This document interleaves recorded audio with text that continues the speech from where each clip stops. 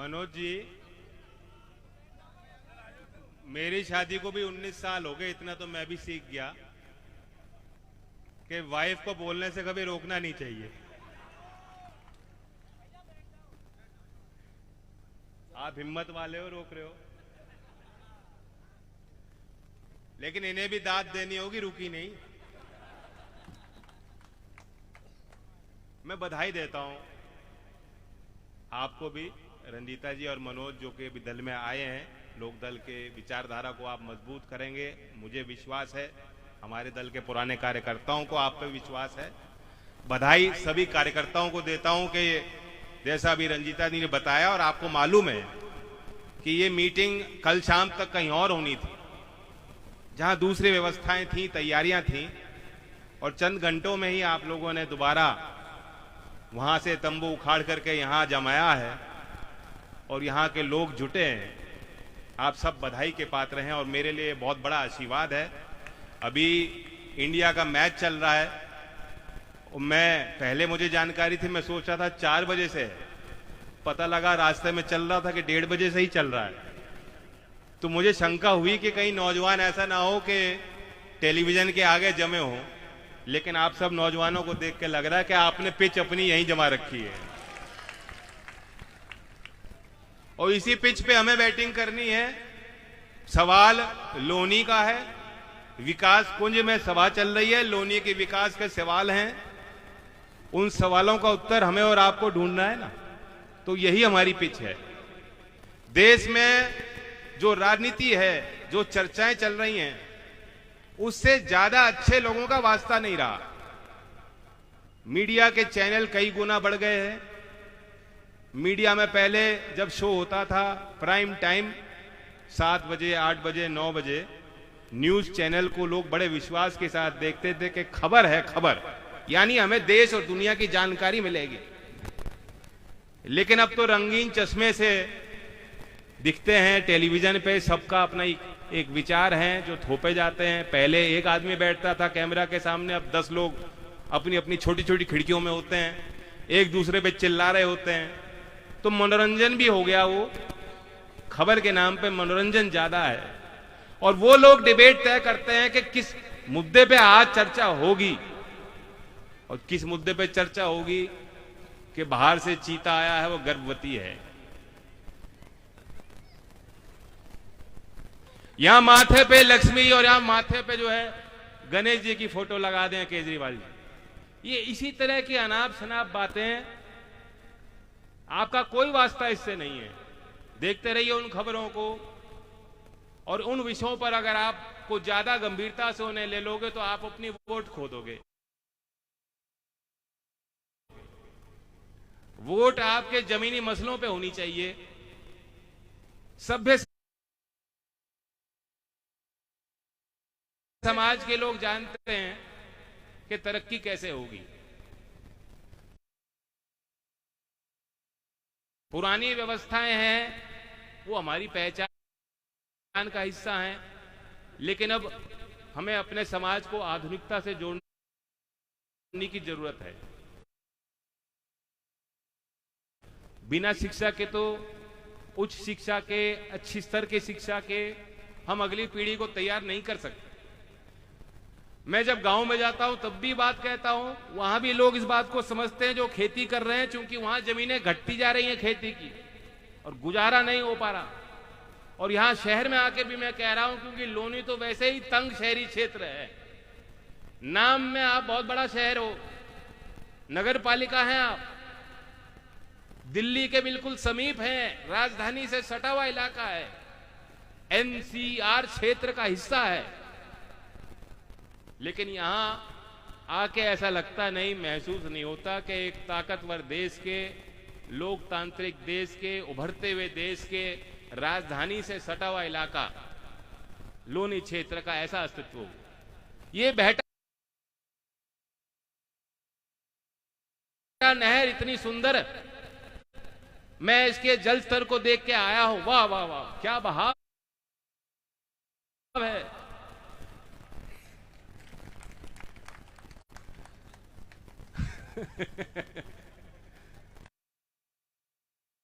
और कुछ कहने की बात रह गई क्या?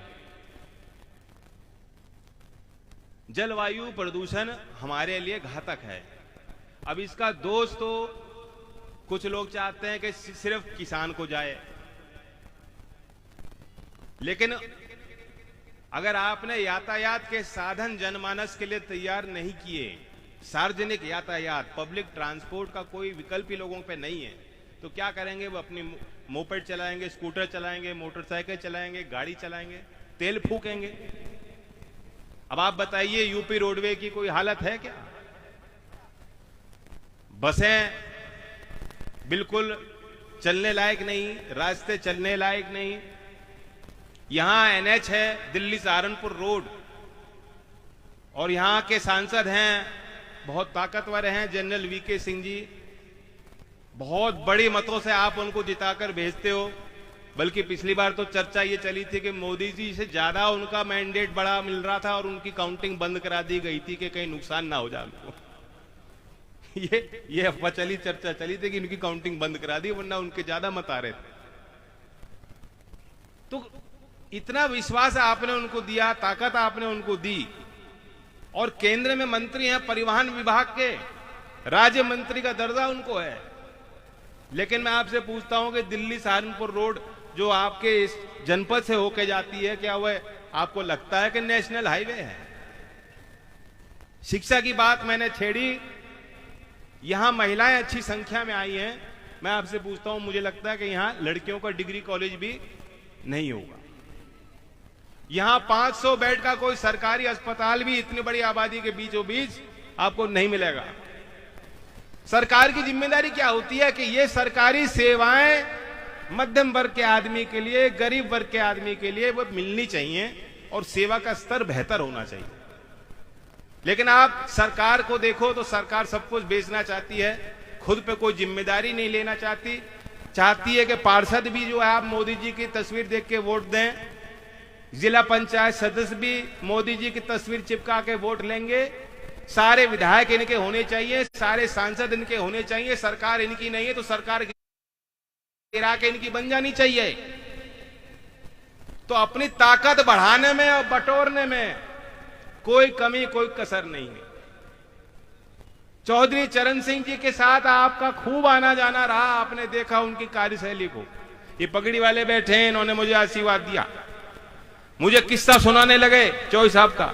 ये 2 मिनट इनको मिले, उनको याद आ गया, चौधरी साहब मुझे बताया।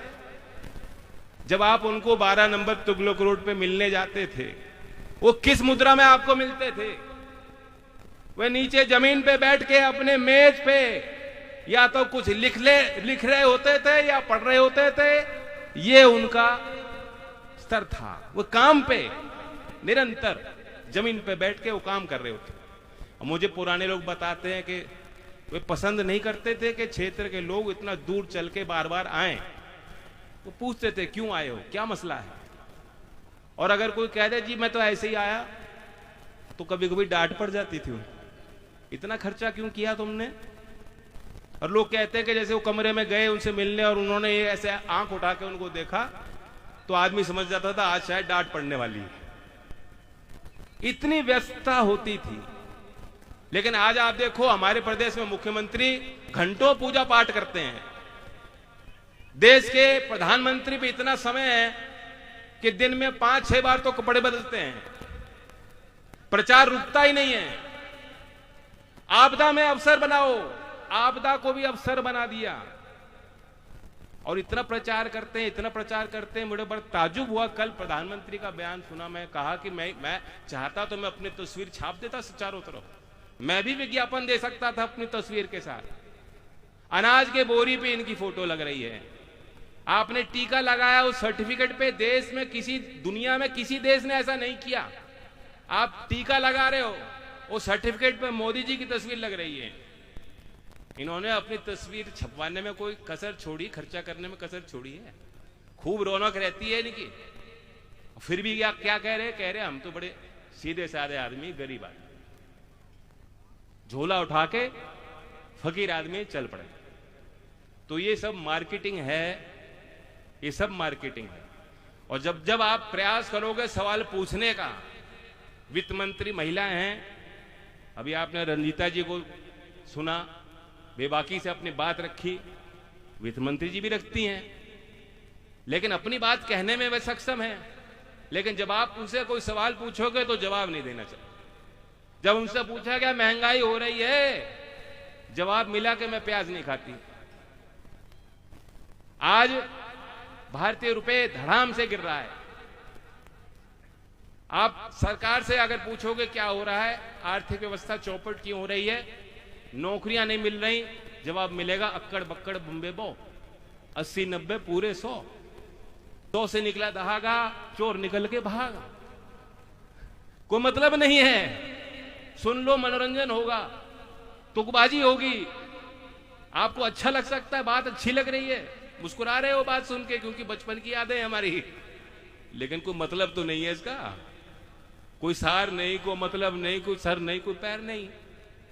तो ये लोग आपको उलझा के रखेंगे और यहाँ की जो मूलभूत सुविधाएं हैं, जो सवाल हैं आपके रोजी रोटी के, आपके जीवन के संघर्षों के, उनका कोई हल पेश ये करने वाले नहीं। 2015 में, और हम भूल भी जाते हैं, हमारी जनता इतनी भोली भाली है, हम तो खुद ही भूल जाते हैं, हमें खुद याद नहीं हमने 5 साल पहले वोट काहे को दी थी और क्या पूछें। 2015 में मोदी जी ने कहा था देश में 100 स्मार्ट सिटी बनाऊंगा, स्मार्ट सिटी मिशन, और अटल जी के नाम से भी शहरी विकास की योजना उन्होंने बनाई है। उन्होंने कहा था 5 साल में देश में 100 स्मार्ट शहर बन जाएंगे। आपने कोई जाके देखा है कोई स्मार्ट सिटी? अब तो 7 साल हो गए। 2022 तक किसान की आय दुगनी होनी थी, और तो और ताली और थाली बजाकर 2 हफ्ते में कोरोना भी खत्म हो जाना था। लोग सब भूल गए, ताली थाली कितनों ने बजाई थी? शर्म मत महसूस करना, हाथ उठा के बताओ ताली थाली बजाई थी।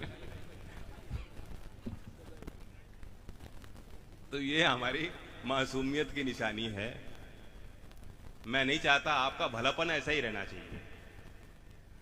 आप हमारे हो, हम लोग एक परिवार के हैं, मेरी जवाबदेही आपसे है। मैं चाहता हूं मेरे क्षेत्र का विकास हो, तरक्की हो।